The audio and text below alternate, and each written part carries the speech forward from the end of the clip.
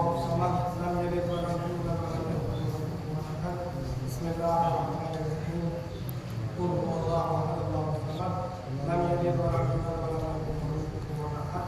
اللهم صل على محمد اللهم صل على محمد.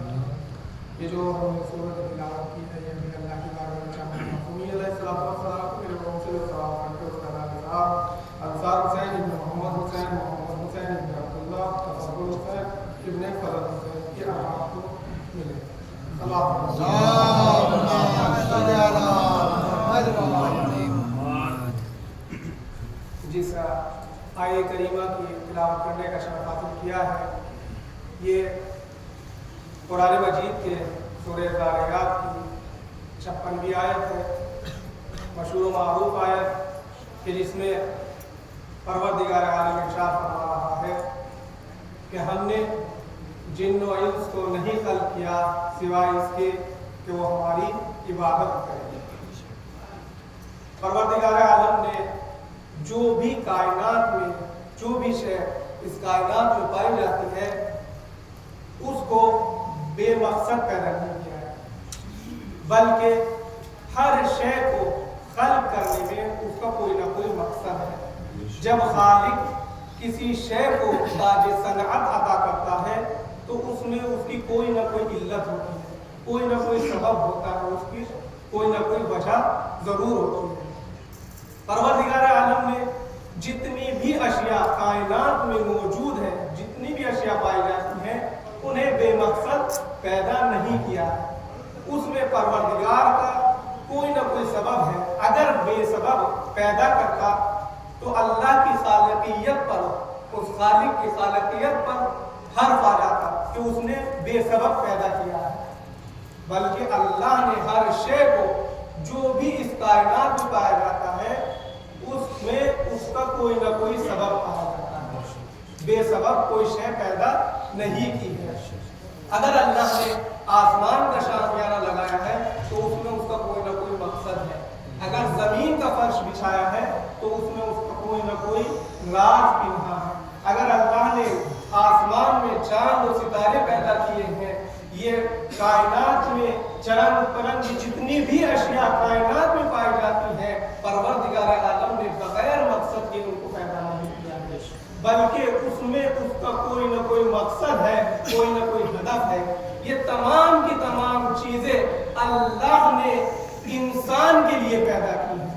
یہ تمام چیزیں اللہ نے انسان کے لیے پیدا کی ہیں اور کہہ رہا ہے کہ یہ تمام چیزیں ہیں انسان، یہ تمام چیزیں میں تیرے لیے پیدا کر رہا ہوں اور تجھے میں اپنے لیے پیدا کر رہا ہوں. صلوات پڑھیں. یہ جتنی بھی کائنات میں چیزیں ہیں وہ تمام کی تمام یہ انسان کے لیے ہے اور اللہ نے انسان کو اپنے لیے خلق کیا ہے. تو پروردگار عالم بندے کو، تمام جن و انس کو اللہ نے اپنے لیے پیدا کیا تاکہ وہ اللہ کی عبادت کو انجام دے. اب عبادت کہتے کسے ہیں؟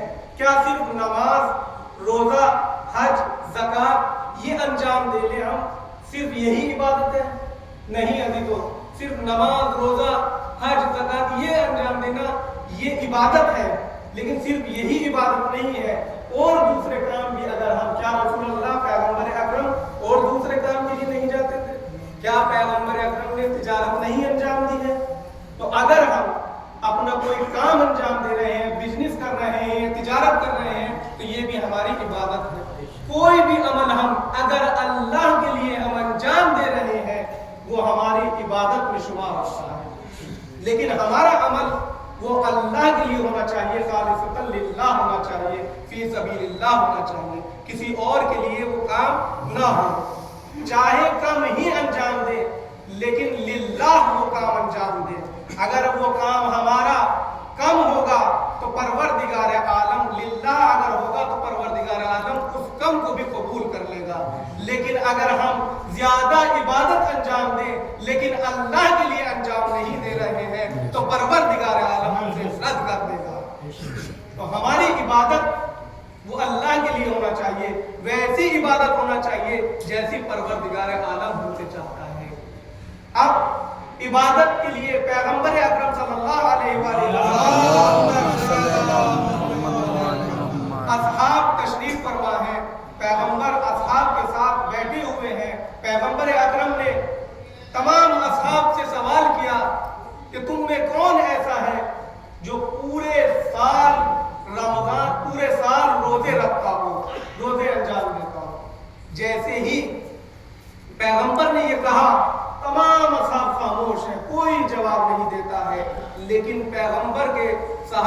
جناب سلمان فارسی اٹھتے ہیں اور کہتے ہیں کہ یا رسول اللہ میں ہوں جو پورے سال روزے انجام دیتا ہوں، پورے سال روزے رکھتا ہوں۔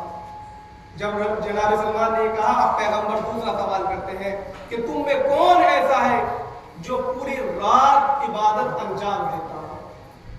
جیسے ہی جناب پیغمبر نے یہ کہا تو جناب سلمان فارسی کہتے ہیں کہ یا رسول اللہ میں پوری رات عبادت انجام دیتا ہوں۔ اب پیغمبر نے اپنا تیسرا سوال کیا کہ تم میں کون ایسا ہے جو پورے دن میں ایک دن میں مکمل قرآن ختم کرتا ہو، ایک قرآن کی تلاوت کرتا ہو؟ جیسے ہی پیغمبر نے یہ کہا تمام اصحاب خاموش ہیں۔ جناب سلمان فارسی کہتے ہیں کہ یا رسول اللہ میں ہوں جو ایک دن میں مکمل قرآن کی تلاوت کرتا ہوں۔ جیسے ہی اصحاب نے یہ سنا، عمر ابن خطاب بیٹھے ہوئے ہیں، وہ کہتے ہیں کہ یہ سلمان ہم قریش پر فضیلت برتری کرنا چاہ رہا ہے، ہم پہ فضیلت اپنانا چاہ رہا ہے۔ یہ میں نے دیکھا ہے اسے، یہ پورے سال عبادت نہیں کرتے ہیں، پورے سال روزے نہیں رکھتے ہیں۔ میں نے اسے دیکھا ہے کہ یہ راتوں کو سوتا ہے اور قرآن کی پورے دن بھی تلاوت نہیں کرتا ہے۔ بس جیسے ہی پیغمبر کو یہ خبر ملی، پیغمبر تک یہ بات پہنچی، پیغمبر کہتے ہیں کہ سلمان کی مثال لقمان جیسی ہے، اگر تم چاہتے ہو تو خود سلمان سے سوال کرو، سلمان خود اس کا جواب دے گا۔ جب جناب سلمان کی طرف پیغمبر نے اشارہ کیا تو جناب سلمان اب عمر سوال کرتے ہیں کہ اے سلمان تم پورے سال روزہ کب رکھتے ہو؟ ہم نے تمہیں دیکھا ہے تم کھاتے پیتے پھرتے ہو، ادھر آدھر ٹہلتے رہتے ہو اور کھاتے ہو۔ جناب سلمان کہتے ہیں کہ تم نے عبادت کا مفہوم نہیں سمجھا ہے۔ میں پورے مہینے میں 3 روزے رکھتا ہوں، ایک مہینے میں 3 روزے رکھتا ہوں، اور قرآن مجید میں پروردگار عالم ارشاد فرما رہا ہے من جاء بالحسنہ فلہ عشر امثالہا، جو بھی ایک نیکی انجام دے گا پروردگار عالم اس کو 10 نیکیوں کا ثواب۔ تو اس طرح سے میں مہینے میں 3 روزے رکھتا ہوں تو مجھے 30 روزوں کا ثواب ملتا ہے۔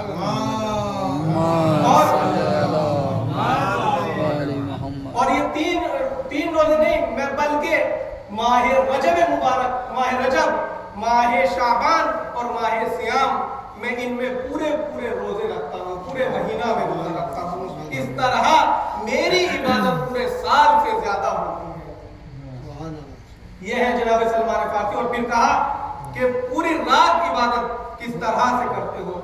جناب سلمان فارسی کہتے ہیں کہ میں نے خود پیغمبر سے سنا ہے کہ پیغمبر ارشاد فرماتے ہیں کہ جو کوئی رات میں وضو ہو کر باوضو ہو کر سو جائے اور اس کا وضو باقی رہے اور وہ سو جائے تو اس کی رات پوری رات ایسی ہے جیسے اس نے عبادت میں بسر کی۔ یہ ہے جناب سلمان فارسی جنہوں نے جواب دیا اور پھر ارشاد فرمایا کہ کس طرح سے قرآن کی تلاوت کا انجام دیتے ہو ایک دن میں۔ کہا کہ میں قرآن مجید کو آپ نے نہیں سنا ہے، پیغمبر اکرم نے ارشاد فرمایا ہے، میں نے پیغمبر سے سنا ہے کہ پیغمبر کہتے ہیں کہ یا علی تمہاری مثال ایسی ہے جیسے قرآن میں سورہ قل هو اللہ احد۔ سبحان اللہ۔ تمہاری مثال ایسی ہے جیسے قرآن مجید میں سورہ قل هو اللہ احد کی۔ اور پھر ارشاد فرماتے ہیں پیغمبر کہ قرآن مجید کے سورہ اخلاص کی اگر کوئی شخص 1 مرتبہ تلاوت کرتا ہے گویا اس نے 1/3 قرآن ختم کیا ہے۔ سبحان اللہ۔ اور اگر کسی نے 2 مرتبہ سورہ اخلاص کی تلاوت کی تو اس نے 2 برابر قرآن کو ختم کیا، اور اگر 2/3 قرآن ختم کیا، اور اگر کسی نے 3 مرتبہ سورہ اخلاص کی تلاوت کی تو پروردگار عالم اس کو مکمل قرآن کا ثواب عطا کرتا ہے۔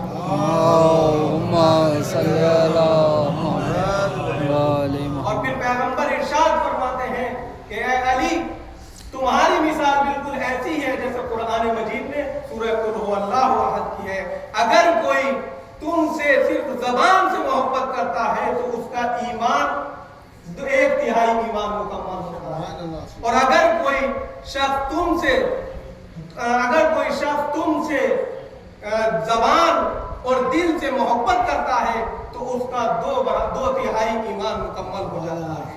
और अगर कोई शख्स तुमसे ज़बान से भी मोहब्बत करता हो, दिल से भी मोहब्बत करता हो, हाथ से भी मोहब्बत करता हो, तमाम आज़ा जवारे से मोहब्बत करता हो, तो परवरदिगार आलम उसका मुकम्मल ईमान कर देता है। सलावत पढ़े